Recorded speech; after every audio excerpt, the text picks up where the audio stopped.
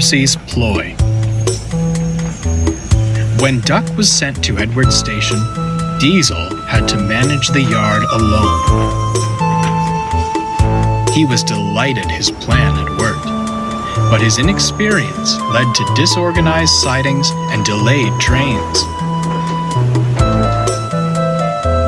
Percy came to keep the yard in order, but despite his best efforts, Diesel ignored his help.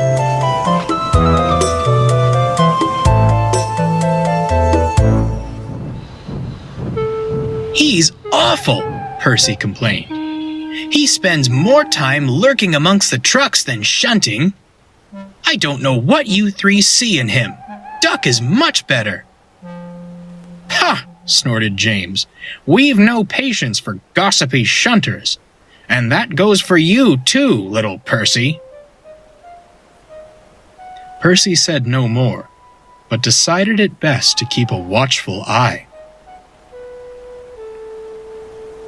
The first train of the day is Henry's stopping service, followed shortly by Gordon's Express. One morning, Diesel put the coaches for these trains at the wrong platforms. When Henry arrived, he backed down onto the Express. By the time the station master worked out what happened and the signalman cleared a path to the correct coaches, Henry was delayed and none too pleased. 10 minutes behind schedule, he fumed. All due to your inadequacy. Revolutionary indeed. If my trains are late again, I'll give you revolutionary. Diesel had no reply. He sulked angrily, thinking how to pay Henry out. By the next morning, Diesel had a scheme. He purposefully put the coaches at the wrong platforms again. Percy, shunting nearby, was about to speak up when Henry arrived. "What's this?" demanded Henry. "Don't tell me you've made the same mistake again." "Why, certainly not. Your words taught me a valuable lesson," Diesel replied greasily. "This is a change requested by the Fat Controller himself. The way I heard it, you pull the Express much better. Gordon is only suited for that kipper of yours now. It's your turn today, and perhaps forever." Diesel scuttled away, leaving Henry full of pride. When Gordon arrived, he was surprised to be coupled to the local. Percy tried to tell them what he'd seen, but Gordon and Henry argued so bitterly that no one paid attention. In the end, Gordon left with a very late local and a nasty disposition. "That Henry," he complained to Percy, "saying he pulls the Express better than me. On what railway is that true? My passengers have never once complained. And to suggest I'll be pulling the flying kipper, oh, it's disgraceful. Where did he get such an idea?" "From Diesel," retorted Percy. "I tried to tell you earlier." "You silly big engines," scolded Percy.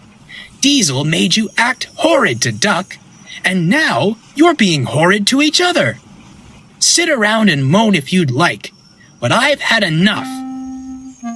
Percy stormed away, leaving Gordon with much to think about. Soon, Percy had devised a scheme of his own and was chatting with the trucks.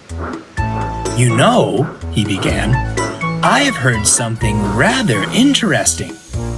Tell us, begged the trucks. "Diesel thinks you're easy to push around. He says he's got you following his every command." The trucks were furious. "Someone should show him a thing or two," smiled Percy, and he scampered off. The trucks began plotting at once. Someone was going to be them. The next day, Diesel shunted the coaches for the first 2 trains and was readying James's slow goods. The trucks began giving him trouble. "Come on, you wretched things," he growled. "Move!" "As you wish," they laughed. As they crossed the junction points, it happened. The truck surged back and pushed Diesel off the rails.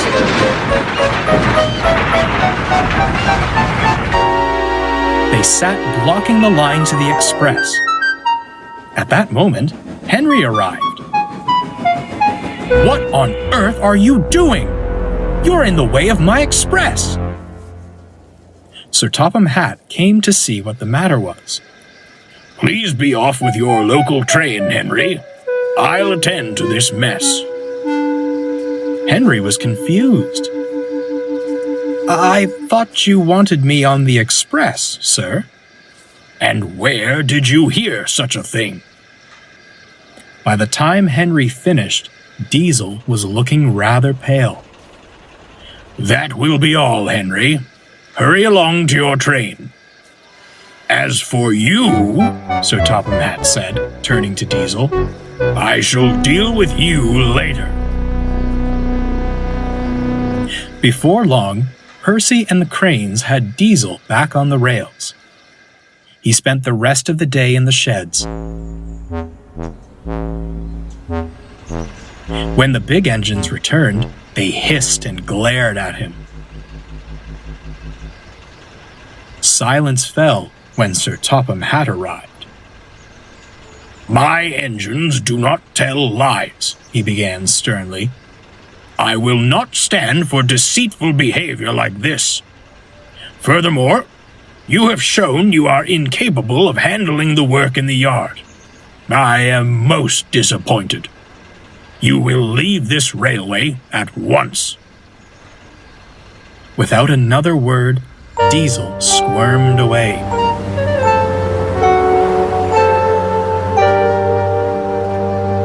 "As for you 3, Sir Topham Hatt continued, "I hope you've learned a valuable lesson about trust and loyalty. I don't expect my engines to believe unfounded claims.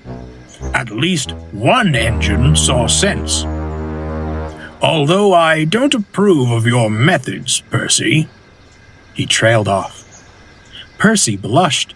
Sir, how did you— "However," winked Sir Topham Hatt, "so long as it remains an isolated incident, we shall say nothing more. Now, can I count on you to handle the shunting until Duck returns?" "Certainly, sir," peeped Percy, and he hurried off to tidy the yard. Sir Topham Hatt returned to his office just as the telephone rang. "Yes? Come again? A barber shop? Gracious goodness me!